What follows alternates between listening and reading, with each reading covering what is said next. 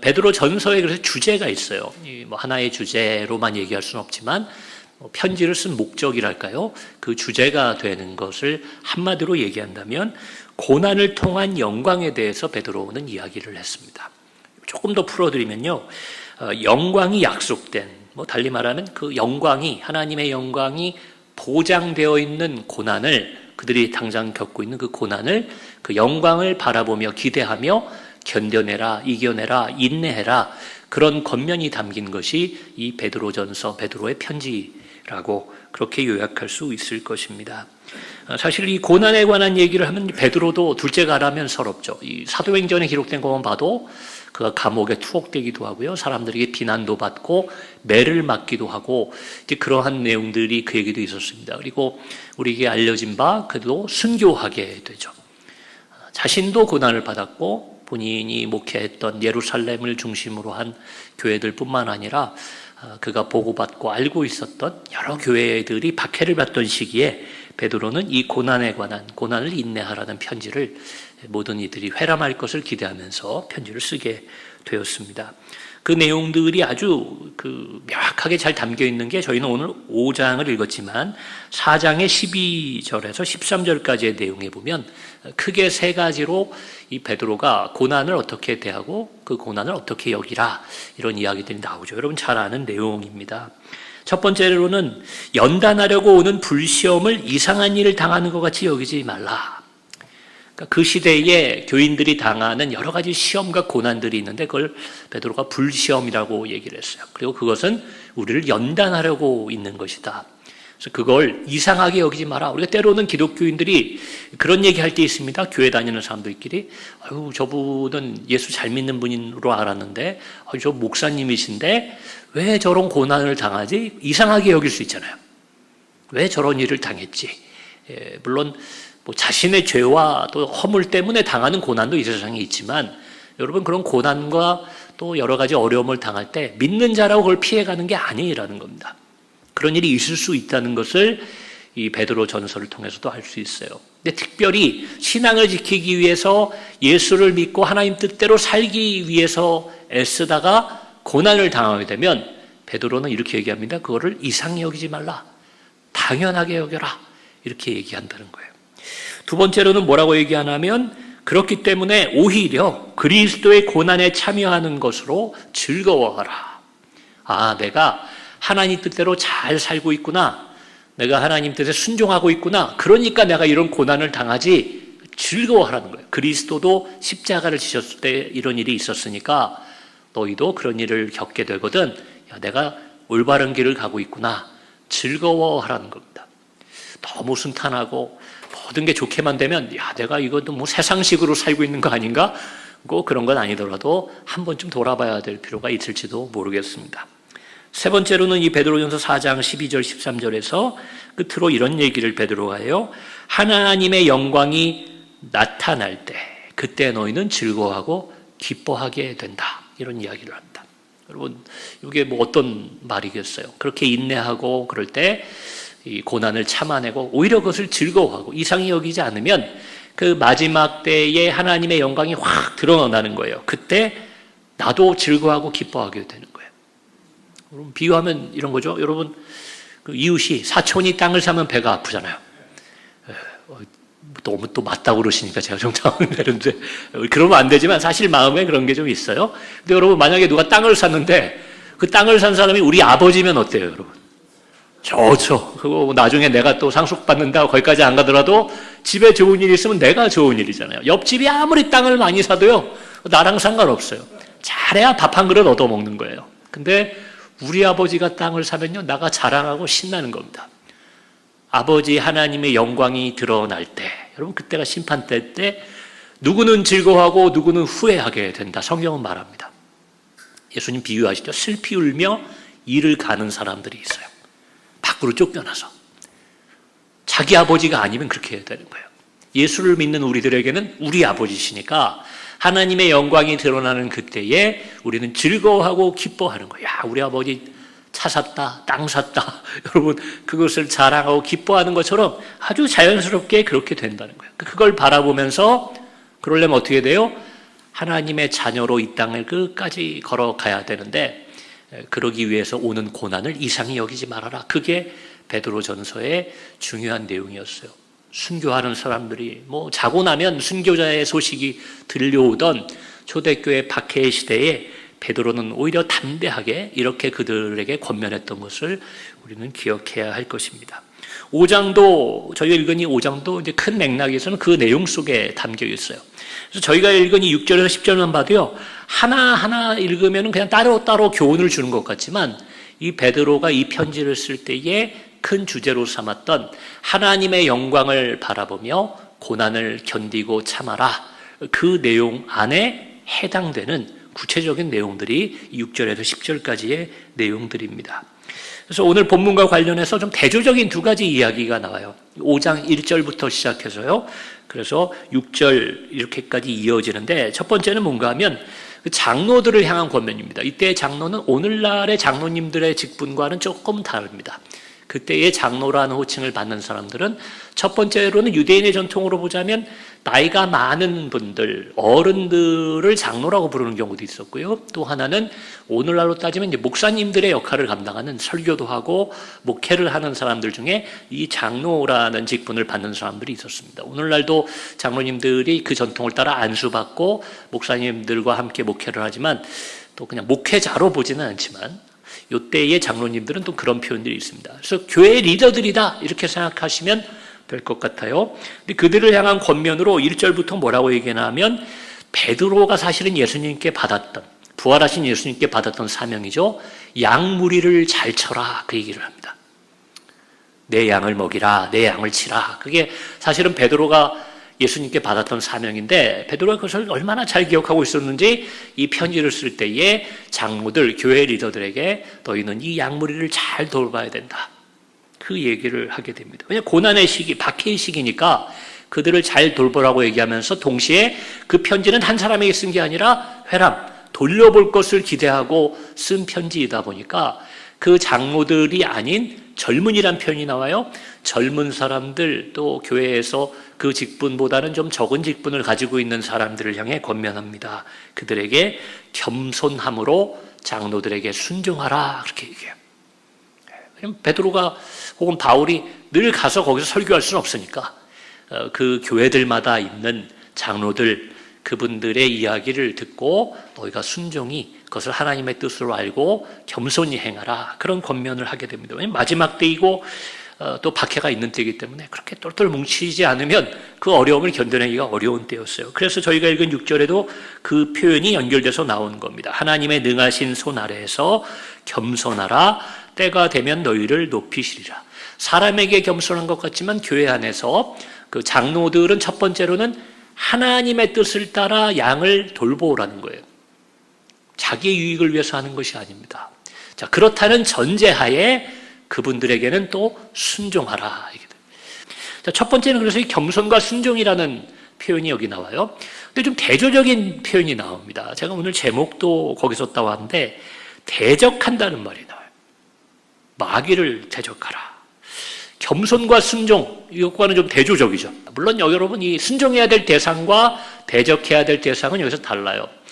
직접적으로는 장로들에게 순종하라고 베드로가 얘기했지만 이 장로들이 예수님, 목장장 되시는 예수님처럼 양들을 돌본다고 말할 때 결국은 그리스도, 예수님의 뜻에 순종하는 것을 말합니다.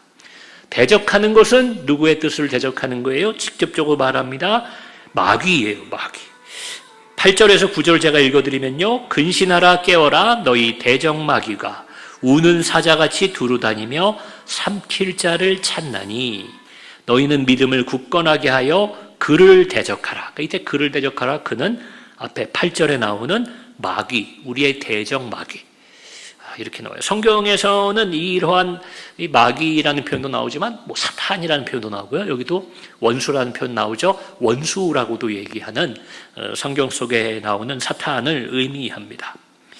한번 이렇게 우리가 생각해 볼 필요가 있어요. 기왕 이 본문을 읽은 김에 8절에 우는 사자같이 두루다니며 삼킬 자를 찾는, 그 사냥하는 사자, 배가 고파서 뭔가 사냥감을 찾아 나온 사자가 막 으르렁거리면서 돌아다니는 겁니다. 그러면 밀림이나 정글 같은 데서 혹은 광야에서 그 사자를 만나는 건 곧 죽음을 의미하는 거죠.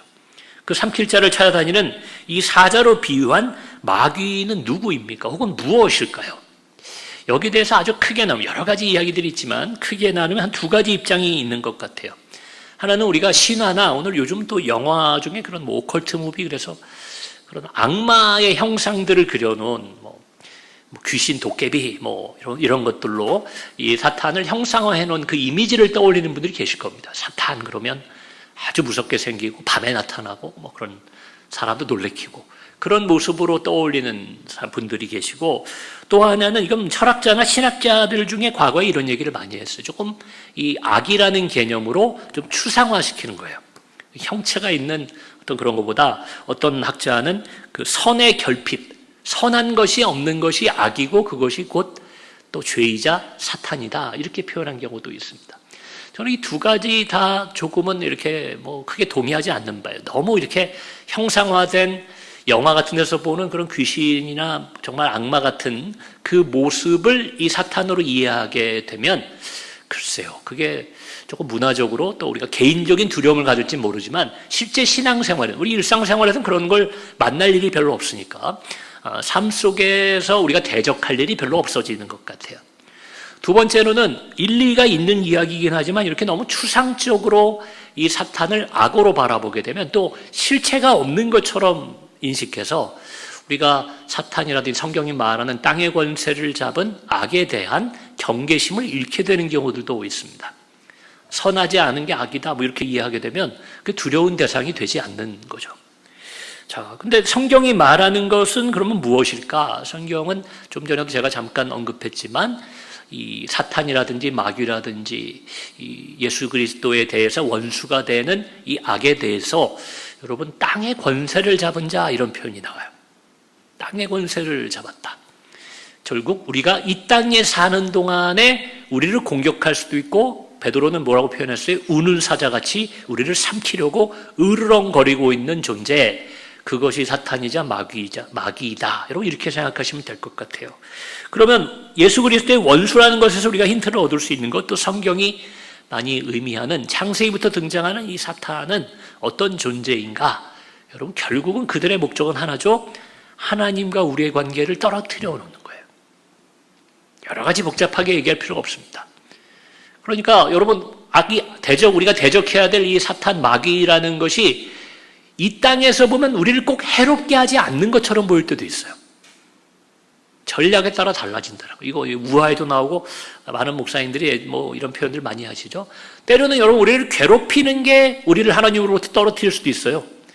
때로는 우리를 성공하게 하고 잘되게 하고 즐겁게 함으로 하나님으로부터 떨어뜨릴 수도 있다라는 겁니다. 어느 쪽이 되든 뭐로 가도 서울만 가면 된다고, 그렇게만 되면 우리의 원수 사탄은 자신의 목적을 달성하게 되는 겁니다. 그래서 이렇게 말씀드릴 수 있을 것 같아요. 지금 베드로도 그걸 경계하는 거거든요. 여러 고난과 박해가 올 때 우리가 믿음을 지키지 않으면, 그러면 하나님의 영광이 드러날 때 우리가 즐거워할 수 없으니까 이것을 이상히 여기지 말고 인내하고 견디고 이겨내라. 그래서 9절에 이런 표현이 나오는 거죠. 너희는 믿음을 굳건하게 하여 그를 대적하라, 이렇게 얘기하는 거예요. 그들은 이 믿음을 약하게 하는 거예요. 하나님과의 관계를 떼어놓는 거예요. 하나님 뜻대로 살지 못하게 하면 성공이에요. 요즘 잘 사는데요, 목사님? 저 건강한데요? 저 다 좋은데요? 우리 자녀들도 잘 되는데요? 그러나 내가 하나님의 뜻대로 살고 있지 않다면 고난은 없지만 그것은 하나님의 영광이 드러나는 마지막 심판 때에 우리로 하여금 하나님의 나라에 들어가지 못하게 하는 결과를 낳게 된다는 겁니다. 여러분 우리는 그래서 오늘 베드로의 권면처럼 마귀를, 사탄을, 악을 대적해야 됩니다. 이거 강한 표현이죠. 피하라는 정도가 아니에요. 대적해야 된다는 겁니다. 이렇게 사자의 먹잇감이 되는 성도들, 이 당시 초대교회 너희 그 먹잇감이 되어서는 안 된다 말하는데 누가 먹잇감이 되겠습니까? 적어도 다른 성경을 통해서 여러 가지 얘기할 수 있을 거예요. 그러나 베드로전서, 베드로가 이 비유들과 이 권면을 통해 얘기해 줄 때 누가 사탄의 먹잇감이 되느냐? 결국 지금 우리가 예수를 믿는 믿음 가운데 있을 때 겪게 되는 고난, 십자가, 그것을 두려워하고 피하려 하고 그것으로부터 도망가려고 하는 자들은 먹잇감이 된다는 거예요. 여러분, 그 사자가 사냥을 할 때 무슨 사슴무리들, 술록무리들 이런 데를 가면 사자가 아무리 힘이 좋아도요, 그 초식동물도 체격들이 크잖아요. 혼자서 2마리, 3마리 이길 수가 없습니다. 그래서 우르르 몰려서 이동하면 그거를 못 잡는데요. 그러나 겁을 주면서 따라간다고 그러죠. 제가 동물 다큐멘터리에서 본 적이 있어요. 막 따라가다가 무리에서 이탈하거나 뒤에 처지거나 딴 길로 가는 그 한 마리를 잡아서 먹는 겁니다. 이렇게 몰려있을 때 거기 들어가면 사자가 밟혀 죽는데요. 사자가 들어가지 않고 뒤를 쫓으면서 겁만 계속 주는 거예요. 그럼 그게 겁이 나니까 누군가는 그 무리에서 이탈해서 나오게 되잖아요. 그놈이 잡히는 겁니다. 그놈이라고 해서 죄송합니다. 다큐멘터리 보니까 그렇더라고요. 제가 어릴 때 얼마나 안타까운지 동물의 왕국 보면서 아우 제가 왜 저기로 가서 잡아먹히나. 비유지만 여러분 그렇게 한다는 거예요. 누가 이 사탄의 먹잇감이 되겠느냐. 고난이 막 오잖아요. 박해가 오잖아요. 그게 두려우니까 그걸 피하려고 세상적으로 그걸 좀 모면해 보려고 하다가 결국은 하나님부터 멀어지며 사탄의 먹잇감이 된다. 이렇게 얘기하는 거예요. 인내하지 못한 이들이 그러한 일을 당하게 됩니다. 여러분 그 대적기도라는 말 아시죠?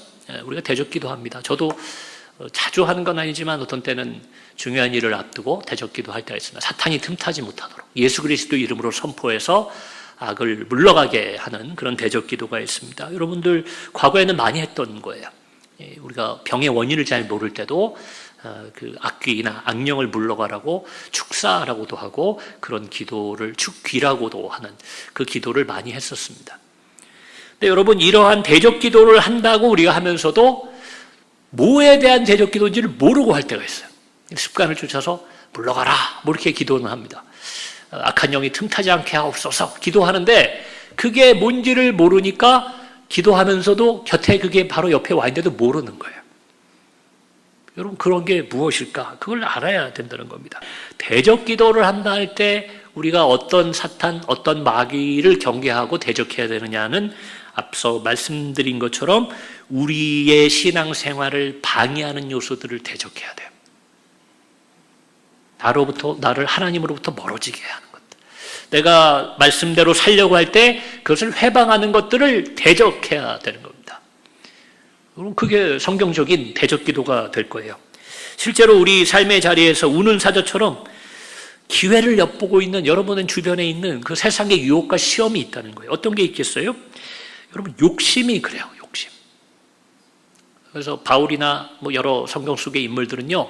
그 악마가 여러분 성령처럼 그 악마가 내 안에 있다라고 얘기하는 경우가 있잖아요.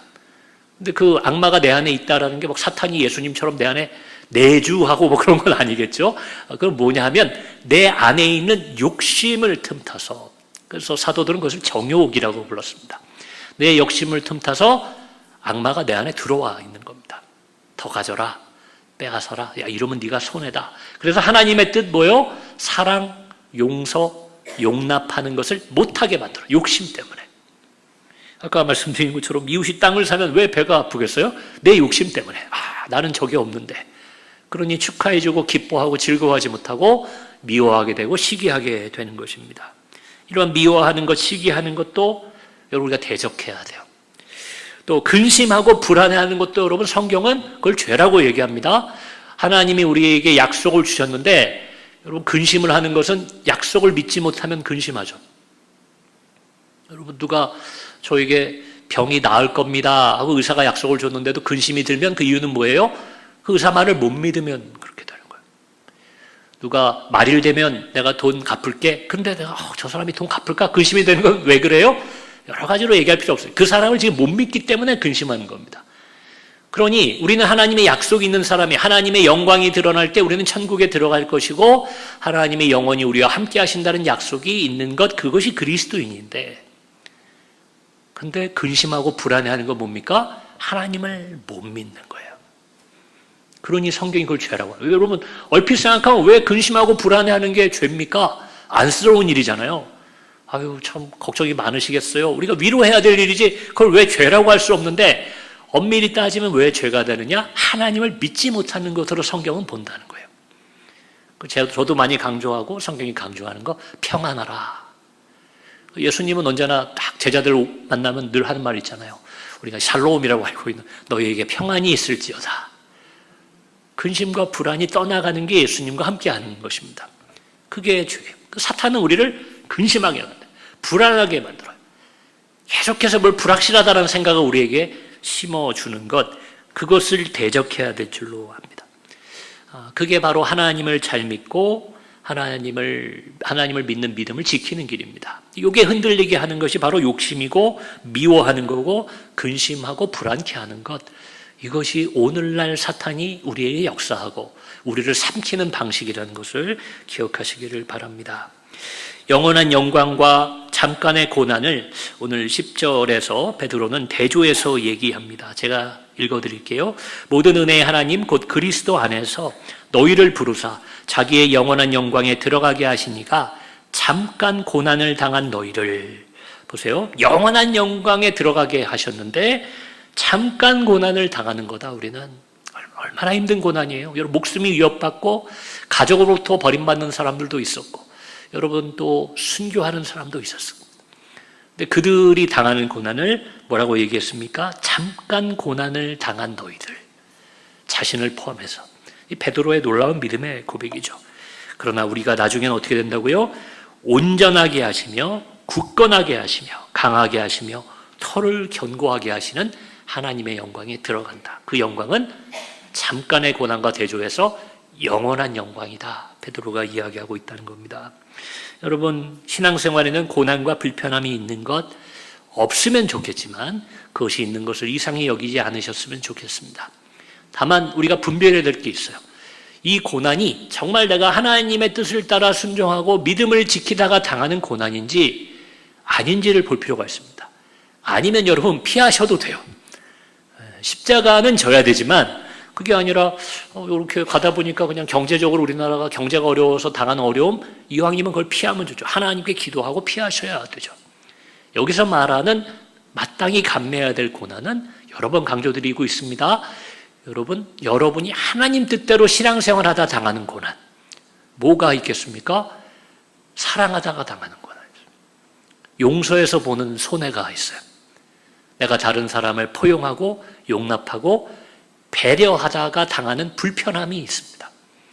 이런 거는 당연히 여기라는 거예요. 내가 이렇게 도와줬는데 저 사람이 나한테 이럴 수가 있어? 이상히 여기지 말라고 베드로는 얘기합니다. 이상히 여기지 마라. 그래서 여러분, 성경을 잘 알고 올바르게 이해해야 되는 거 제가 늘 강조하지만 그 이유가 여기에도 있어요. 악을 대적하고 우리가 믿음으로 고난을 인내하기 위해서는 어떤 고난이 예수를 따르는, 예수 십자가를 닮은 고난이냐를 알 수 있으려면, 그걸 분별하기 위해서는 말씀을 잘 알아야 된다는 겁니다. 모르면은 엉뚱한, 예전에 우리 할머니 그런 표현을, 엉뚱깽뚱하다는 표현을 우리 할머니가 쓰셨는데, 엉뚱깽뚱한 말을 할 때가 있어요. 이거는 전혀 하나님과 상관없는데 이게 내 십자가라고 그러면서 막 그 고난을 막 인내하고 있는 분들이 계세요. 저건 벗어나야 될 거고, 없어도 되는 거고, 이건 진짜로 하나님 앞에 해결받아야 될 고난인데 그걸 구분 못하면, 분별 못하면 그런 경우가 있어요. 또 어떤 경우는 하나님의 큰 복이 약속되어 있는, 장차 올 그 영광이 담겨 있는, 한기채 목사님도 그런 표현을 썼었고 많은 목사님들이 그런 표현을 합니다. 축복은 고난이라는 포장지에 쌓여서 온다. 제가 참 그 표현 듣는데 표현이 멋있더라고요. 고난이 고난으로 보이지만 그걸 열어보면 그 안에 하나님의 축복과 능력이 있는 거예요. 그걸 베드로는 그 뭐라고 표현했습니까? 그 고난과 또 영광의 그 관계를 통해 볼 때 그것이 약속되어 있는, 보장되어 있는 고난이다, 이런 표현을 썼던 것을 우리는 기억해야 됩니다. 그래서 분별할 수 있는 성경 말씀의 기준을 꼭 세워나가시는 여러분이 되었으면 좋겠습니다. 말씀 정리합니다. 시험과 고난이 없으면 좋겠지만 올바르게 살고 의롭게 살고 또 사랑하며 사는 사람들, 즉 우리 기독교인들에게는 어쩔 수 없이 불편함과 고난이 따라온다고 성경은 말합니다. 예수님도 그 고난을 당하셨는데 우리가 뭐라고 그런 고난 없이 예수를 잘 믿으면서도 고난이 전혀 없는 삶? 여러분, 그거는 수영을 하고 싶은데 물은 안 묻히고 싶다. 그거 똑같은 얘기인 것 같아요. 어쩔 수 없어요. 우리가 예수님의 길을 따르려면 예수님이 당한 만큼의 고난은 우리가 뭐라고 그런 고난을 하나님 주시겠어요? 그러나 약간의 삶의 불편함과 때로는 우리의 십자가가 있다는 것을 기억하시기 바랍니다.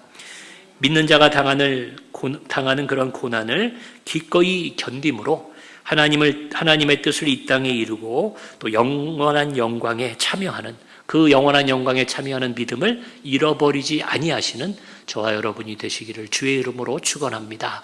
그런 것들을 방해하고 우리를 유혹하는, 때로는 욕심으로, 때로는 미움으로, 또 때로는 불안과 근심으로 우리를 삼키려 하는 그러한 사탄의, 악마의, 마귀의 대적하시는 저와 여러분이 되었으면 좋겠습니다. 좋은 정도가 아니라 꼭 그러시기를 다시 한번 주의 이름으로 부탁드립니다.